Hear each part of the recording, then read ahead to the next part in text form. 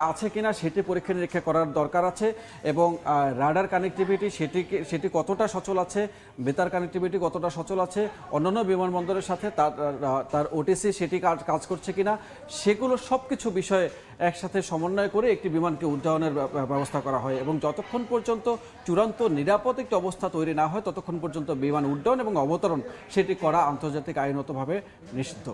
এর অর্থ হচ্ছে আজকের এই অগ্নিকাণ্ডে শুধু কার্গো ভিলেজে থাকা মালামাল কিংবা তাদের সাথে জড়িত ব্যবসায়ী ক্ষতিগ্রস্ত হচ্ছেন না, হাজার হাজার যাত্রী যারা বিভিন্ন দেশে আজকের দিনের জন্য টিকিট কেটেছিলেন গন্তব্যে, সেই যাত্রীরাও যেমন ভোগান্তির শিকার হচ্ছেন এবং ফ্লাইটগুলো ক্যান্সেল হচ্ছে। এই ফ্লাইটগুলো পরবর্তীতে কিভাবে আসলে সমন্বয় করা সম্ভব? আবারও একটি অভিযোগ করতে চাই, সেই অভিযোগের পাহাড় জমছে। যতক্ষণ থেকে কথা বলছি একে একে যতই চিন্তা ভাবনা করছি ততই আরও একটি অভিযোগ করি, সেটি হচ্ছে একটি দুর্ঘটনা ঘটার পরে আমরা তথ্য বিভ্রাটে পড়ি এবং সঠিক তথ্য না পাওয়ার ফলে ভুক্তভোগীর সংখ্যা বাড়তেই থাকে।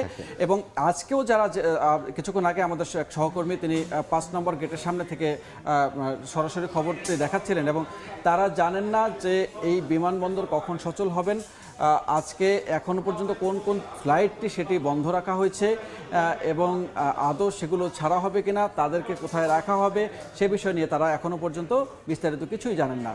তারা মনে করছেন যে কেউ কেউ তথ্যের না থাকার ফলে যে বিমান হয়তো স্বাভাবিকভাবে পরিচালনা করা হবে, যার ফলে তারা সেখানে বিমানবন্দরের ভিতরে ঢুকেছেন অনেকে, কিন্তু সেখানে গিয়ে বসে আছেন। আবার বেশ কিছু বিমান যেগুলো